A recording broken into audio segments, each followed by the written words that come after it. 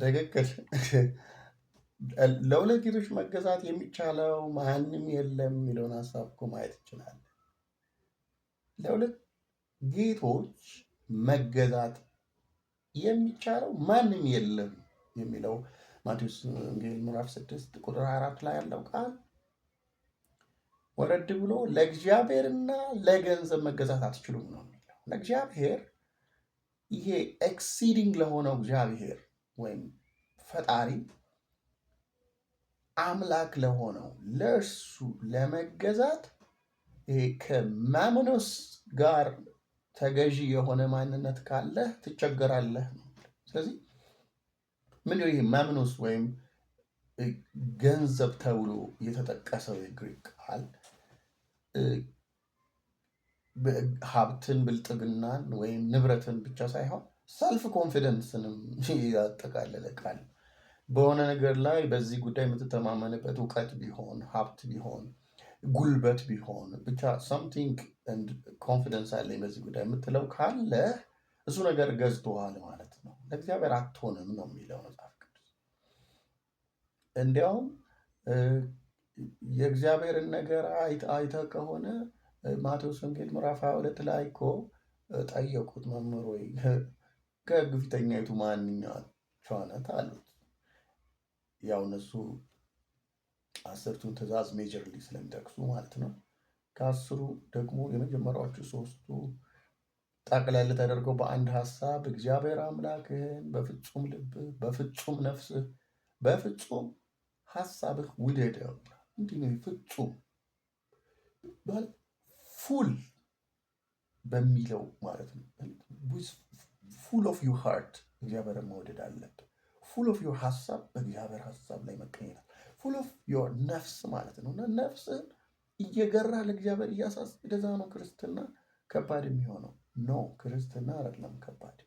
ከፈጣሪ ጋር ልክ ሚክያስ 6:8 ላይ እንዳለው እግዚአብሔር የሚፈልገው ነግሮሃል። የሰው ልጅ ምንድን ነው ይልና መጀመሪያ ፍርድን ታደርግ ዘንድ፣ ከዛ ፍትህን ትወድ ዘንድ፣ ከዛ ከእግዚአብሔር ከአምላክ ጋር በትህትና ትሄድ ዘንድ ወይም ትጓደድ ዘንድ ነው። ስለዚህ ይሄ ማድረግ ቀላል ነው ተነግሯል፣ ግን አይቻልም። በሰው አይቻልም። በጣም ኮምፕሊኬትድ ነው። የሰው ልጅ ክፉ ነው ይላል መጽሐፍ ቅዱስ። ታዲያ ክርስትና ላይ ምን አቀለለው? ይሄንኑ ነገር ምን አቀለለው ሲባል በጸጋ ማንም ጥበብን ቢለምን ይሰጠዋል ይላል።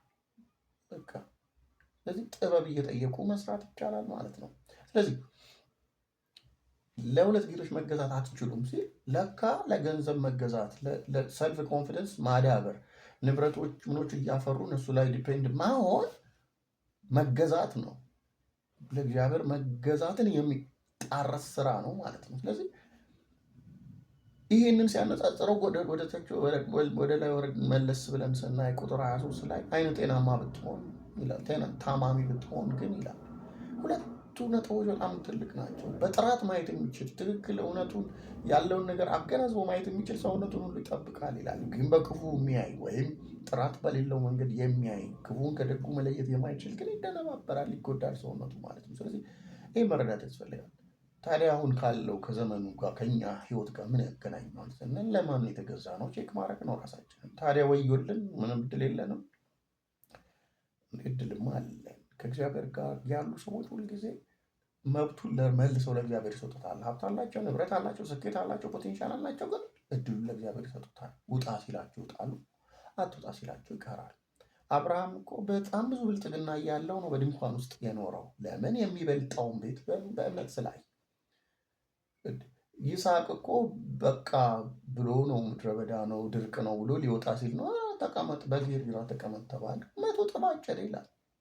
ስለዚህ እኛም ፈሪሃ እግዚአብሔር ካለን እኔ ይበልጣለሁ፣ እኔ ይሻላለሁ፣ እኔ ያሰብኩት ይበልጣል ማንል ከሆነ ለእግዚአብሔር ሀሳብ የምንገዛ ከሆነ የእግዚአብሔር ሀሳብ ምንድን ነው? አንደኛ ለብዙ ሰዎች ቻንስ እንድንሰጥ፣ በቃ ከተመለ ረሱ ድሩ ልምለማዱ ነው ብሎ ቻንስ መዝጋትን እንድንጠየፍ ፈሪሃ እግዚአብሔር እንዲኖረን ይፈልጋል።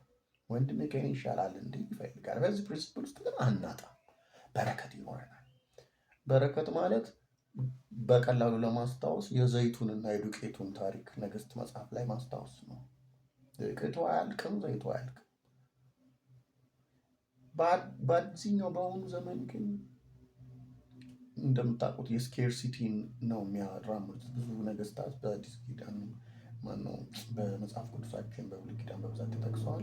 በአሁንም በአዲሱ ዘመን ብዙዎችን ፖለቲካዎች፣ ዜናዎች ላይ መስማት ትችላላቸው። ሀገራትም ሆኑ አንዱ አገዛዝ ከሌላኛው አገዛዝ የሚፎካከሩት በሪሶርስ ነው።